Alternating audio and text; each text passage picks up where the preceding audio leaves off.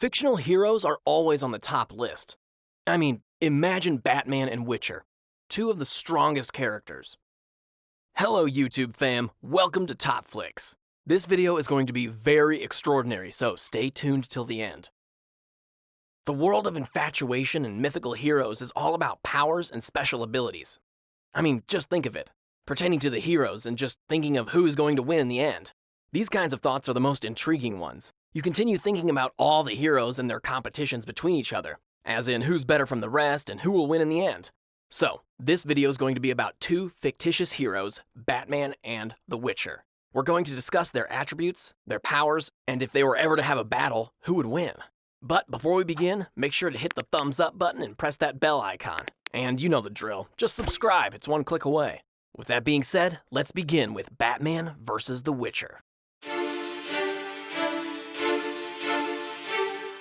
Let's start with Batman.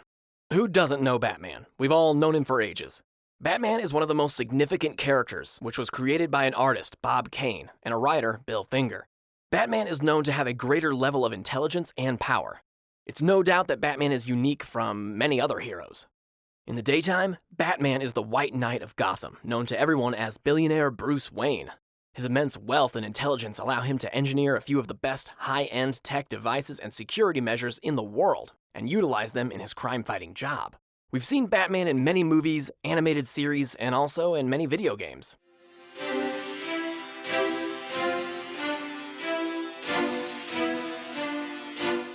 Now, moving on to The Witcher. He's an imaginary character in the gaming world and in a Netflix series known as The Witcher. If you haven't watched it, then do that ASAP. It's one of the best series. So, Witcher belongs to medieval times and a world of magic spells and signs. Basically, it's a hybrid of luck, brutal practice, and even more luck.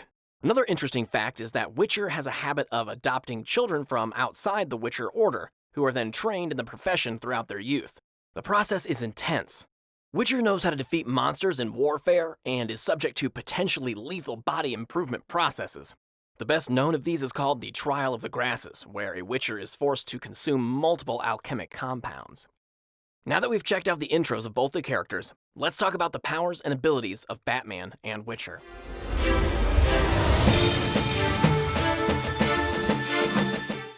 Witcher is known to have cat-like eyes. Those eyes, similar to a cat, allow him to maintain at least some visual acuity even in the darkest environments. This is characterized by his yellowish-green eye color and pupils that can narrow and enhance. The night vision effect can be further enhanced if a Witcher consumes a cat potion. Next up is the superhuman physical capabilities. The ability and intelligence to survive in the most lethal and life-endangering situations cannot be neglected. The modifying process has obtained him enhanced skillfulness, strength, reflexes, durability, poison resistance, and healing. Interestingly, Witchers are immortal according to scripts. However, Witchers never live long enough to prove their immortality, since their profession involves them risking their lives almost every day. Hence, we say they have an increased lifespan, like around 80s or 90s. Witcher has the ability to use combat-focused magic called signs, which activate shortly after they've been cast. This is the most influential strength of the Witcher. He's known to use productive weapons, two swords, a steel blade and a silver blade. In case you don't know, the steel sword is used when facing pedestrian beings like humans or against monsters that lack a weakness to silver. Contrarily, a Witcher would use their silver sword when fighting against a supernatural being or monster. One of the famous among Witchers is White Wolf Geralt of Rivia, and he possesses the power of accelerated healing. Witcher is interpreted for having outstanding powers of regeneration and can recover from deadly wounds, such as being sliced across the throat so deep that the insides of his neck were visible. However, it can still take 2 months for the wound to fully heal. He has a considerable amount of strength. Witcher can kill a bear with a punch only. Just a punch. Just imagine that strength for yourself. Moreover, the Witcher has enriched senses that he can hone in on to track down his targets. And like we said, he's also attained night vision. His hearing is also enhanced, as he can hear the breathing of elven archers and identify how many of them there are, even saying that one of them is sick. It's impressive due to the fact that elves are masters of stealth in forests. These rare abilities of the Witcher are known as Witcher senses, which you'd be heavily used to if you've played the game Witcher 3 Wild Hunt.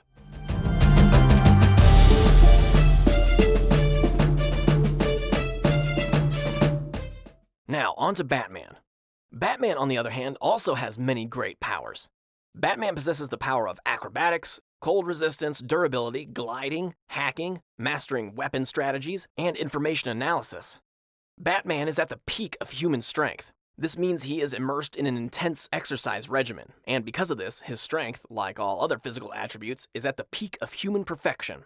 He's shown to be able to bench press at least 1,000 pounds. Batman is a powerful, virtually peerless detective, strategist, scientist, tactician, and commander.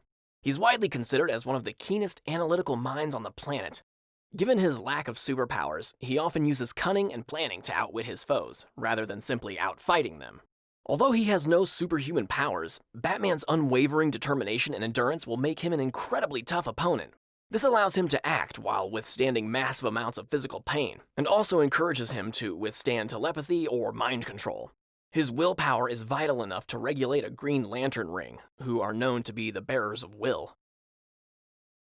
We've looked into each one's individual powers and attributes. Now, the main question is that if there was a battle between Batman and the Witcher, who's gonna win?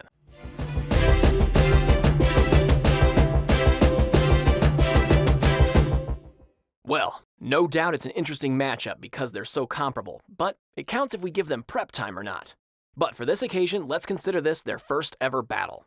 Batman has high-tech gadgets engineered in his own Wayne labs. He's very smart and very, very rich. But Witcher also has his mutations, signs, combat experience, and potions. Batman can potentially hang with stuff way meaner than what the Witcher deals with, of course. It depends on the interpretation of the character and what makes the story work, but his potential level of badassery is way beyond the point of unreasonable. Basically, anytime Batman has to hang out with the JLA, he becomes insane mode Batman who takes out white Martians, for whatever reason fights Superman, even takes on Wonder Woman, and beats the shit out of Darkseid's goons, and then even manages to survive an encounter with Darkseid himself. And surely there's more crazy Batman stuff he pulls in newer stories. Remember the countless times Batman took down the whole Justice League by himself? In the Tower of Babel story and in the animated movie Justice League Doom, he shows that clearly. On the other hand, the last thing you want Batman to do is find out your weaknesses, because if he's got that information, you are doomed. It doesn't matter who his opponent is, Batman works consistently. Winging it cage match style, open world, or any location with the information at his hand, Batman would wipe the floor with the Witcher. He's too well time-honored as a badass who's survived many encounters. But we can never ignore the White Wolf. Witcher is also an awesome badass. He is a perfectionist in preparing for fights. Geralt of Rivia, the Witcher. How can Batman use his skills against 4 signs? So, the Witcher has Quen, a shield that is powerful around his body. There's no way Batman could break through that easily, and that would give Geralt an advantage. Not to mention Ard, that pushes you 5 to 10 feet away and gives you a hell of a shock. On top of that, Witcher is nearly just as fast as Batman, and he can use his sword so swiftly that he's even a match for superhumans. And the sign that Batman fears most? Axii, the mind-controlling charm. In the Justice League Doom movie, Batman claims that he devised plans to neutralize the Justice League in case any of them come into someone's mind control. But the problem is, if he comes into someone's mind control, just like in Justice League Apocalypse War, he is helpless. The next arsenal at Witcher's disposal is mutagens. He's able to create mutagens and use alchemy, which enhances his prevailing health regeneration abilities and Witcher's senses. The graveness of this is that you can inflict any amount of damage on the Witcher you can, but the rate of regeneration is mutagenically enhanced, and therefore health regeneration is greater than the damage inflicted. Result is, you getting wasted without inflicting a single scratch on the Witcher. Now, if Batman prepares some kind of suit that is strong, fast, and can inflict a great deal of damage, then yes, Batman may surely stand a chance. We remember when Batman first encountered Bane, he lost horribly, had broken ribs, and was hospitalized for weeks. But next time was one hell of an encounter. The armor he created gave Bane a run for his money.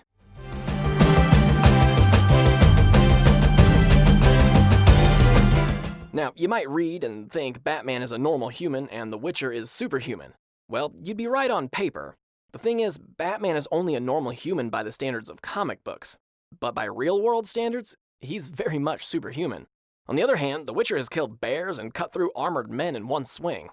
Batman once kicked a tree so hard he broke it in half. He's also bent back the trunk of a car, with the handicap of being underwater, and broken down a steel security door.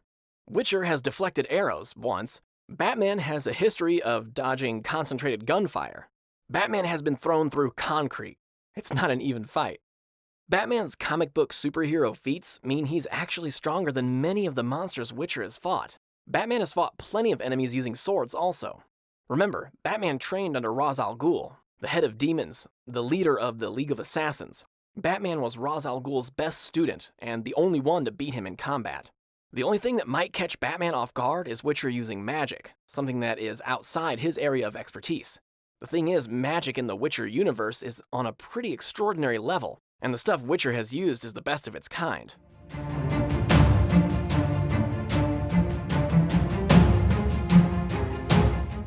We've already looked into each one's powers, skills, abilities, and strategies. We've also compared them one-on-one. So, it's time for the verdict. Batman is a one-of-a-kind human being. He's intelligent and brilliant in devising plans. He possesses the affluence that enables him to create weapons and armors that even the US military isn't capable of.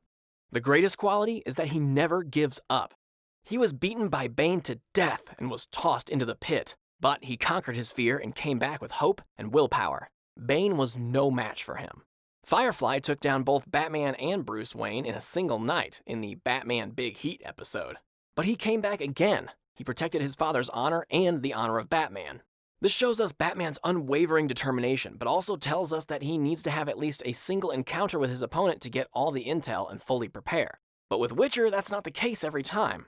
Witcher has taken down enemies and monsters in his first encounter.